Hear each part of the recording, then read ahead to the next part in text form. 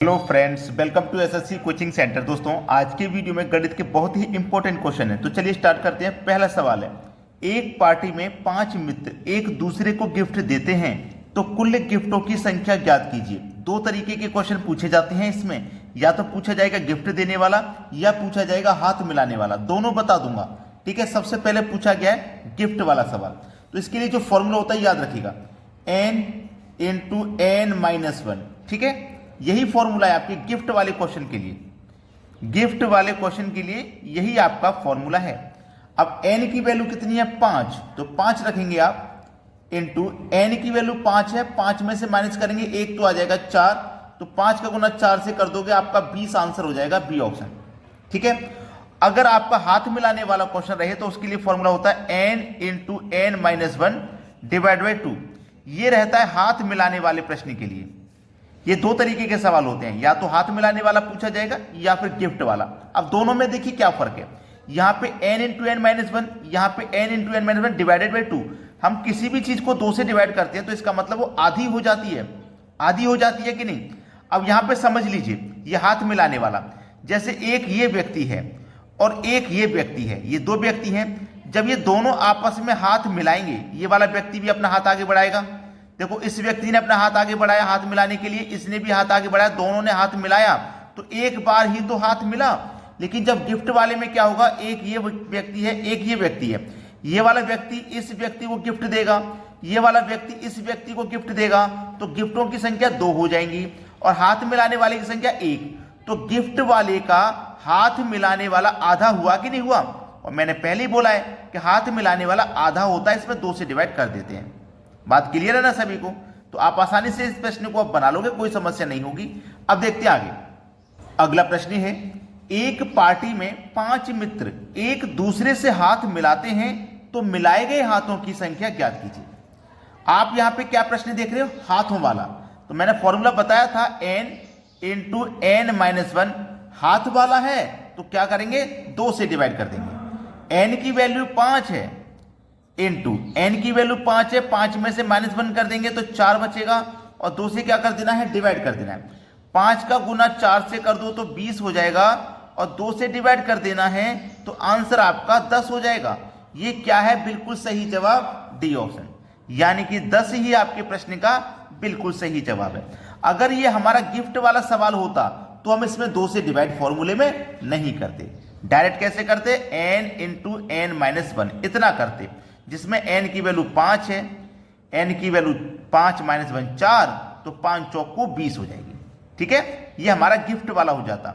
और गिफ्ट कितने होते? 20, हाथ कितनी है? 10, तो गिफ्ट का आधा हुआ कि नहीं हुआ? हाथ मिलाने वाला आधा होता है। चलिए अब देखते हैं आगे। अगला प्रश्न है, एक चिड़िया घर में खरगोश और कबूतर हैं। यदि सिरों की संख्या 90 है तथा पैरों की संख्या 224 है तो कबूतरों की कुल संख्या क्या है? ऐसे प्रश्न में 2 तरीके के जानवर होते हैं। एक तो जानवर होता है, देखिए कबूतर दिया गया है, कबूतर के कितने पैर होते हैं? 2।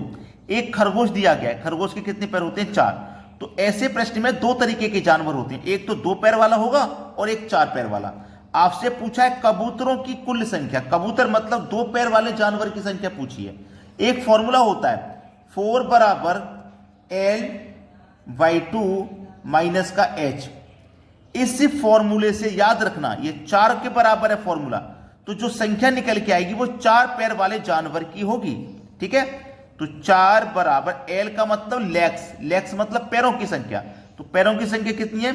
224 है, डिवाइडेड बाई 2, माइनस कर देंगे H, H मतलब हेड, हेड मतलब सिरों की संख्या, सिर कितनी है भैया? 90।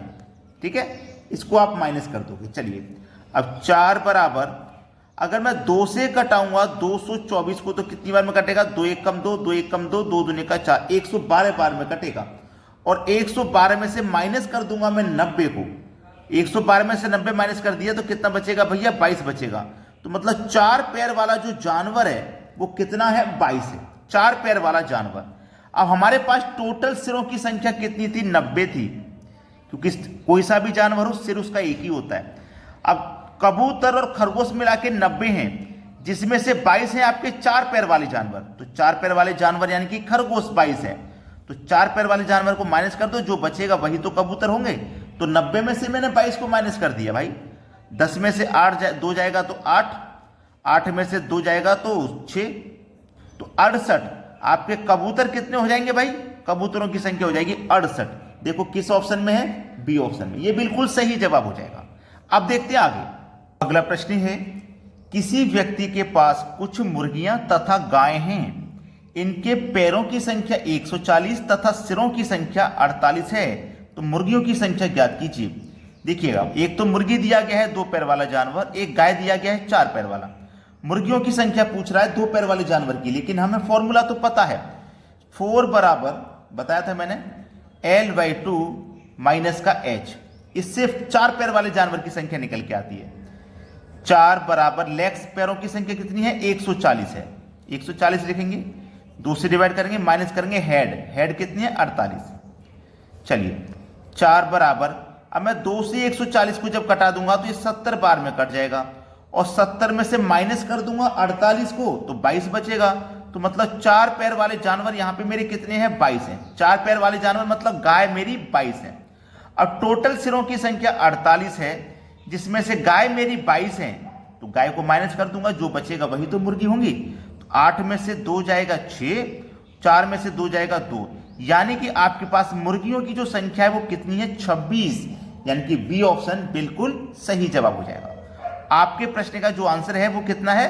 26। चलिए अब देखते हैं आगे। अगला प्रश्न है, यदि 43 की पावर 45 प्लस 5 को 44 से भाग दिया जाए तो शेषफल क्या बचेगा? बहुत अच्छा सवाल है भाई। इस सवाल को करने के लिए आपको एक बात याद रखनी है कि पावर सम है, तो पावर पहले 2 रखेंगे, अगर 2 रखने से आंसर नहीं आएगा तो 4 रखेंगे।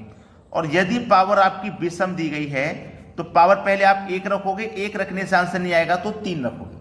ठीक है, हमें दिया गया 43 की पावर 45, पावर कैसी है? विषम। जब पावर विषम होगी तो पावर हम 1 रखेंगे, तो 43 की पावर 1 रखेंगे, प्लस उसमें 5 करेंगे, और 44 से क्या करना है? भाग करना है। तो 43 की पावर 1 का मान 43 ही होगा, उसमें जोड़ देंगे 5 तो ये 48 होगा, और 44 से करेंगे डिवाइड। तो 44 से डिवाइड जब करेंगे तो एक बार में 44 कट जाएगा, 44 से कम 44। 48 में से जब 44 कट गया है तो बचेगा कितना भैया? 4 ही तो बचेगा शेष। हमसे शेष ही पूछ रहा था कि शेषफल क्या बचेगा?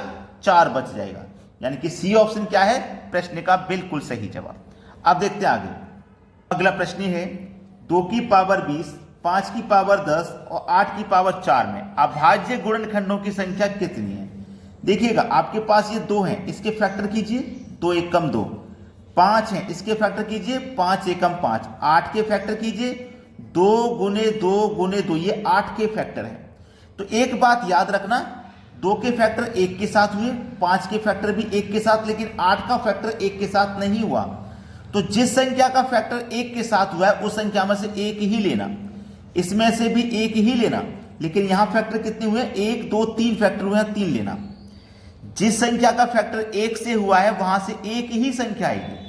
ठीक है, और यहां पे 1 के साथ नहीं हुआ तो यहां पे 3 बार फैक्टर हुए, 8 के 3 आ जाएगा। इतना समझ में आ गया? फिर तो कोई दिक्कत आपको है ही नहीं जब इतना समझ में आ गया तो। ठीक है, अब हमारे पास ये जो पावर है तो 1 का गुना मैं 20 से कर दूंगा तो यहाँ 20 ही हो जाएगा, यहाँ 10 से कर दूंगा तो यहाँ 10, 3 चौकू 12, बस सबको क्या कर दीजिए? जोड़ दीजिए। 20 और 10 30, 30 में जोड़ेंगे 12, आंसर आ जाएगा 42। ऐसे सवालों को चुटकियों में उड़ा दिया करोगे आप। बेहतरीन तरीके से मैं आपको समझाने की कोशिश कर रहा हूं। अगर आपने वीडियो को अभी तक लाइक नहीं किया, शेयर नहीं किया तो कर दीजिए बिल्कुल तुरंत। ठीक है दोस्तों, धन्यवाद।